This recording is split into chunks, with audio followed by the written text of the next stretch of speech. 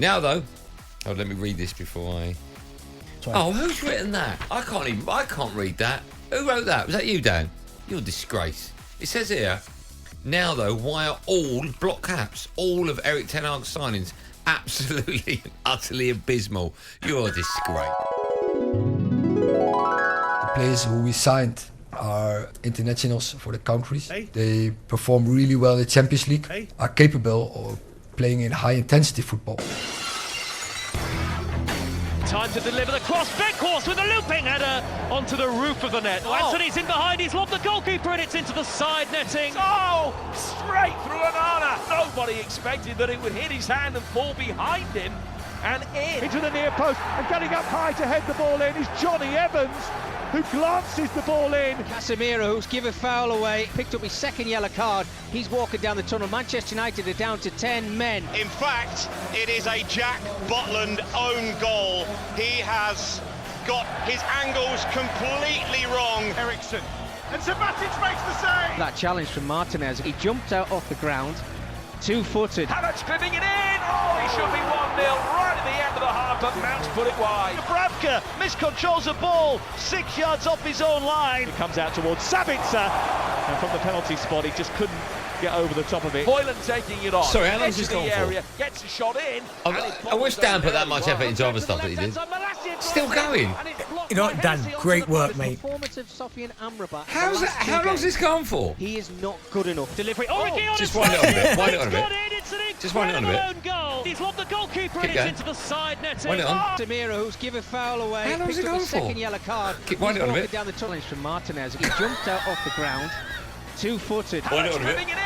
Oh, he should be 1-0 How long is right it? at the end of the half. 6 minutes. In the last 2 games. 6 minutes. He is not good enough. Delivery. Does it end? Dubravka miscontrols the ball 6 yards Right, off okay, his that's own enough. to head the ball in. That's It's enough. Johnny Evans, who glances the ball in. Casemiro, Right, who's given okay, foul that's away, enough. picked up his second yellow card. He's walking down the tunnel. Manchester United are down to 10 men. In fact, Butland own goal. Right, okay, that's enough.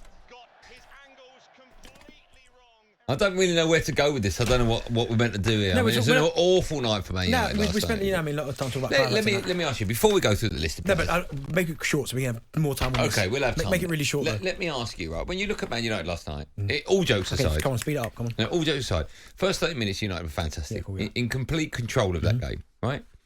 Why do you think the wheels fell off? And they did fall off. It Just game management wasn't good enough. So in what respect? From the players to the manager. Right. When you go... At some point, you know that Galatasaray are going to have a period in the game where they're going to be on top. That's when you've got to really bank in, be really tight, let them send the ball wide. Don't let them play through you. Go round you. Cross the ball in, you got to defend compact as a team. And then even if you have to camp in, sit in for 15, 20 minutes, just when after you got the second goal, just to keep it like, okay, that's what you have to do. Because again, at one point in that game, if you do that, they'll get more desperate. They'll start flooding more men forward, and that will leave space for lots of Garnacho to do what he needs to do. Bruno Fernandes, these guys to break forward. But the moment it's always gun ho all the time. 2-0 up, yeah, we'll just keep running forward. Cundy said on the Sports Bar last night that a 2-goal lead is the worst lead to have in It's football. awful. Do you agree with that? Yeah, because whatever reason, the team goes 2-0 up, they concede 1 goal, and the walls fall off, and they're like nervous as anything. But I think it is the worst lead to have in football, 2-0. But there are teams that are better at holding out a 2-0 lead if you compact. When you're in that scenario, when you've got a lead in a big game, right? How much is the capitulation down to the players and or the manager? So for argument's sake, when you're involved in gameplay... Well, I remember when I was at Spurs and we went to Old Trafford. We went 2-0 up in the first half. Right, okay, perfect, right? We knew at some point with that team that Manchester United have that there would be an onslaught and we'd have to come out the second half, be really compact, really solid. Maybe not, I might even have to, even though I was a centre forward, I'd have to drop right in and really make it hard for Manchester United to play for us. They come out second half, Manchester United, they go 4 up top. They go Ronaldo, Rooney, Tevez, Berber, right? They have Carrick and Scholes as just 2 in the middle of the park, and then you had, I think it was Valencia going forward, and you also had Evra just going forward, right? But we was like, okay, that's fine. We know they're going to have a period. Just stay compact. They get a penalty in the first 3 minutes of the second half, which wasn't ever a penalty, by the way. They score it. So now their tails are up. So that we're just chasing shadows now. Ronaldo goes up a level. Rooney goes up a level. And in the end, because they're good players, they just keep working it. They play at such an intensity that we couldn't stick with it. And we end up getting beat 5-2. We just we try to be compact, and it's just so hard. But when you're on the pitch, right, how much of what's going wrong is down to what the players aren't doing compared to what the manager's not doing? So the reason I ask that is I'm looking at the substitutions, right? So on 58, Manu came on, Amrabat went off. Anthony Martial come on for Højlund on the same 58, and then a bit later on, Pellistri came in for Garnacho, and then Dalot like for like against Wan-Bissaka. How much of that performance do you put down to the manager for getting it wrong on the night? How much do you put down to the result down to the players? I think it's a little bit of both, because the players coming on, and again, I've said it before, sometimes you put on players to freshen things up, right? And that could be that's a bit misleading at times, because when you come in as a substitute, yes, you're fresher because you haven't been running around for the last 70 minutes. But to try in a game like that, where it's and it was a basketball match, game, nuts. To try and come on fresh off the pitch and have more energy than the rest, it's so hard. You end up, you can't find your lungs. You're trying to keep up. You can't go with runners. The intensity is too much. Or it's more difficult. So, but on the pitch, sometimes you need your captains, you need leaders to go, whoa, everyone settle down, get back into shape. Maybe for the next 10 minutes. We not that we won't attack, but we'll just keep it really solid. We won't let them pass through us. We'll just keep going around the outside, show them wide, let them cross the ball in the box. We clear it and we just stay where we are. But Manchester United, again, it comes about out of possession. When they go and press, it's always ones and twos. There's never a clear structure. Like you look at Manchester City, or even Liverpool, actually, they're good at it. When they lose possession, they're so good at getting it back together that there's no space. Manchester United go in ones and twos and they just play around you. I'll let you have your fun in one moment. I'm going to ask you one more question, then you can have your fun. I want to talk to you about Onana, right? Now, when he was at Inter in the Champions League last season, goals against per game 0.8.